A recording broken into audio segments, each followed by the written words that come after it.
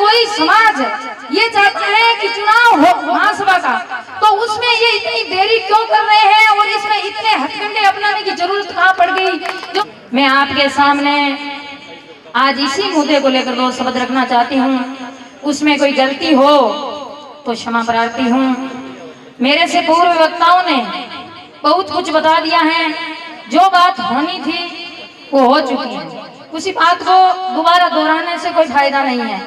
मैं समाज के लोगों से इतना ही निवेदन करना चाहती हूँ कि आज ये जरूरत क्यों पड़ी इतने लोगों को इकट्ठे होने की।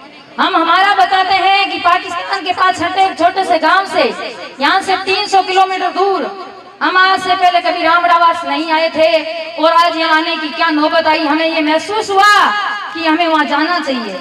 भगवान जामो जी ने कहा था 68 तीर्थ हृदय भीतर बाहर लोका जारूं।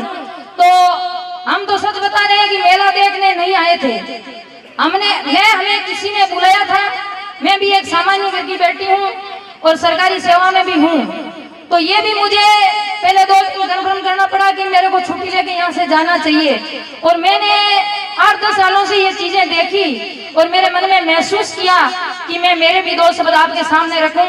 इसी उद्देश्य से हम यहाँ रामड़ावास पहुंचे। बहुत अच्छा लगा यहाँ लोगों को देखकर, लोगों का भाव देखकर कि इतने धार्मिक प्रवृत्ति के लोग, कि हम सुबह बाहर खड़े थे तो 10 लोगों ने आके पूछ लिया था कि आपने कोई नाश्ता पानी किया है या कब आए हो।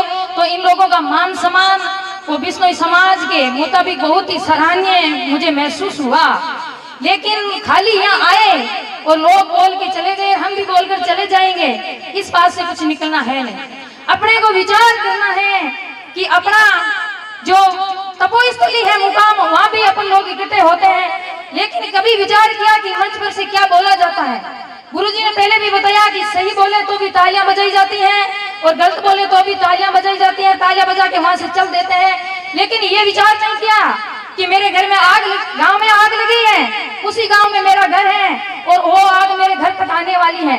इसी बात का मुझे दुख है कि ये एक घर का, एक परिवार का नुकसान नहीं है। इस बात को आप समझने का प्रयत्न कीजिए। न तो मुझे कोई राजनीति से मतलब है, न कोई और दूसरा स्वार्थ है और न किसी के कहने से मैं ये बात कह रही हूँ।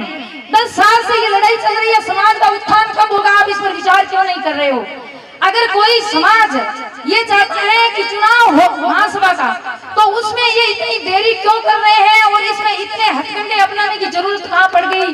जो अच्छे लोग हैं वो चुनकर आगे आ जाएंगे, इस पर आप सभी विचार करें। और जो ये शब्द है कि उनको चुना गया, उनको चुना गया, ये शब्द आज से ही यहीं से खत्म होना चाहिए। बाकी समाज में एक तो मनमर्जी से जिसको चुनना, इतना बड़ी महासभा है उनको हाथ में मनमर्जी से ले लेना, किसी समाज के सदस्य की राय नहीं। क्या किसी से इतने लोग बैठे कभी पूछा कि किनको अध्यक्ष बना रहे हैं, किनको संरक्षक बना रहे हैं? क्या समाज को इकट्ठा किया? क्या कोई उपाधि दी तो पद दिया तो क्या आपको किसी को आहत किया गया? एक छोटा सा लेटर संतों की तरफ से अभी जारी हुआ कि धर्म संकट में है, तो अपना इतने लोग इकट्ठे हो गए तो ये उपाधियां बांटी गई। उस दिन भी तो अपन मुकाम जा सकते थे और अपने विचार रख सकते थे। मैं ज्यादा समय न लेते हुए आपको पुनः अवगत कराना चाहती हूँ कि आप इस पर विचार कीजिए और जो सही है उनको सही कहे, गलत का विरोध करे और खुले मन से विरोध करे। इसमें डरने की कोई आवश्यकता नहीं है। समाज है वो सर्वोपरि है। समाज के धर्म के आगे कोई बड़ा नहीं है। न तो कोई पद बड़ा है, न पैसे बड़े हैं। और पैसे और धन बड़े होता तो भगवान ने कंकेड़ी के नीचे आसन लगाया था। उस समय इतने धनाढ़ी लोग भी नहीं थे। ये धर्म पहले चला कैसे विष्णु बने, कैसे पंथ आगे चल पड़ा, इस पर आप थोड़ा विचार कीजिए। तो मैं आपको अंतिम वक्त में यही कहना चाहती हूँ कि तुम दरिया से क्या पूछ रहे हो, ये पानी कहाँ तक जाएगा? खेस लक्ष्य धनुष की दौड़, फिर बाकी बाद में देखेंगे कि ये तीर कहाँ तक जाएगा। तो बाकी बाद में विचार करना है कि अपने क्या करना है। और आज जिस मुद्दे को लेकर चर्चा की गई, मुझे बड़ी शर्म महसूस हुई कि अब भगवान जाम्बू जी और विलो जी आपको समझाने के लिए नहीं आएंगे वापस। अपन संत समाज का यहाँ से विरोध करेंगे।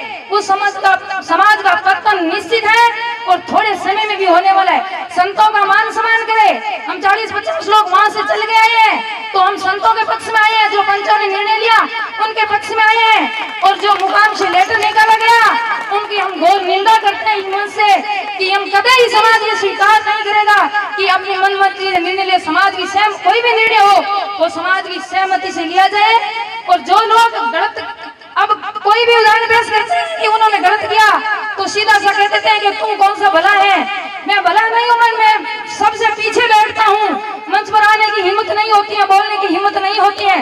तो इसलिए किसी पर किसी का कोई दबाव नहीं है, वो स्वतंत्र जीवन जिए, लेकिन उनको पद है वो छोड़ना पड़ेगा। मैं सभी महिलाओं की तरफ से, समाज की तरफ से आह्वान करती हूँ कि ऐसे जबरदस्ती की मान में तेरा मेहमान, इसे बने रहने में भी कोई फायदा नहीं है। अगर उन लोगों में तनिक भी समझदारी बची हुई है तो समाज से माफी मांगे और उनको समर्पित कर देना चाहिए। धन्यवाद। बोलो श्री गुरु जम्बेश्वर भगवान की जय।